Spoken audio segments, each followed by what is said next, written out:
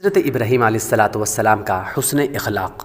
آپ علیہ السلام کا حسن خلق بھی مثالی تھا اور انہیں اللہ تعالیٰ کی طرف سے اس پر استقامت کا حکم بھی دیا گیا تھا۔ چنانچہ حضرت ابو ہریرہ رضی اللہ تعالیٰ عنہ سے روایت ہے، رسول کریم صلی اللہ علیہ وآلہ وسلم نے ارشاد فرمایا، اللہ تعالیٰ نے حضرت ابراہیم علیہ السلام کی طرف وحی فرمائی کہ اے میرے خلیل، تم حسن اخلاق کا مظاہرہ کرتے رہو، اگرچہ سامنے والے کفار ہوں، ایسا کرنے سے تم ابرار کے زمرے میں داخل ہو جاؤ گے۔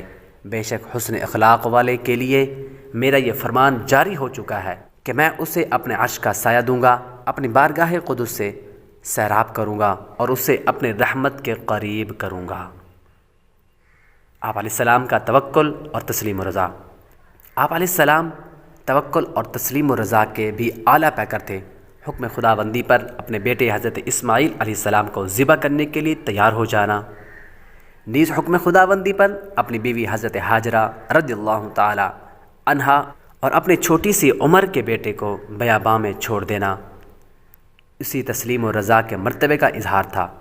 مزید رسول کریم صلی اللہ علیہ وآلہ وسلم نے ارشاد فرمایا، جب حضرت ابراہیم علیہ السلام کو آگ میں ڈالا گیا تو آپ نے فرمایا، حسبی اللہ ونعم الوکیل، مجھے اللہ تعالیٰ کافی ہے اور وہ کیا ہی اچھا کارساز ہے۔ چنانچہ رسیوں کے سوا آپ علیہ السلام کی اور کوئی چیز نہ جلی۔ حج بیت اللہ۔ احادیث و روایت میں آپ علیہ السلام کے حج کے مختلف احوال بیان کیے گئے۔ چنانچہ حضرت محمد بن اسحاق رحمۃ اللہ علیہ فرماتے ہیں، حضرت ابراہیم علیہ السلام ہر سال براق، یہ آپ علیہ السلام کی سواری کے جانور کا نام تھا، اس پر سوار ہو کر بیت اللہ کے حج کے لیے تشریف لے جاتے تھے۔ بعض نے اسے آسمانی براق بھی قرار دیا ہے۔ حضرت مجاہد رحمۃ اللہ علیہ فرماتے ہیں کہ ایک مرتبہ حضرت ابراہیم اور حضرت اسماعیل علیہ السلام نے پیدل حج فرمایا،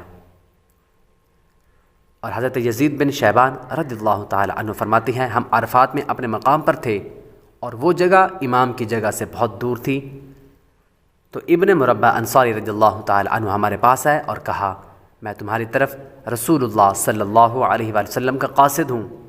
وہ تم سے فرماتے ہیں کہ تم لوگ اپنی اپنی جگہ ٹھہرے رہو، تم اپنے والد حضرت ابراہیم علیہ السلام کی وراثت پر ہو، یعنی تم سنت ابراہیمی سمجھ کر یہاں قیام کرو اور میرے پاس آنے کی کوشش نہ کرو۔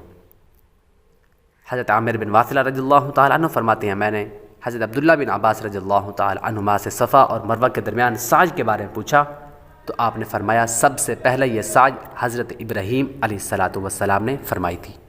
اگر ہماری اس ویڈیو سے آپ کو کچھ سیکھنے کو ملا تو ویڈیو کو لائک اور شیئر کریں، چینل کو سبسکرائب کریں، بیل آئیکن ضرور دبائیں۔